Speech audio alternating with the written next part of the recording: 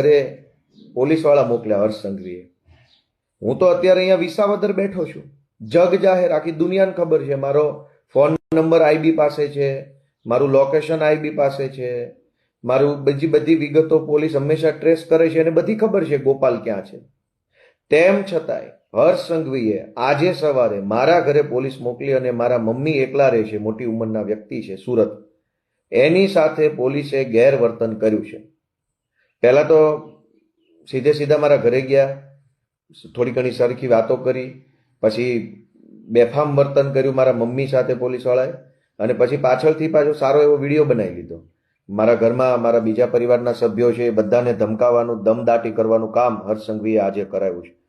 આ એકદમ હલકામાં હલકી કક્ષાનું કૃત્ય છે. હર્ષ સંઘવી ભાઈ, તું ગુજરાતનો ગૃહમંત્રી હોય તો અમે કાંઈ તારાથી ફાટી પડતા નથી.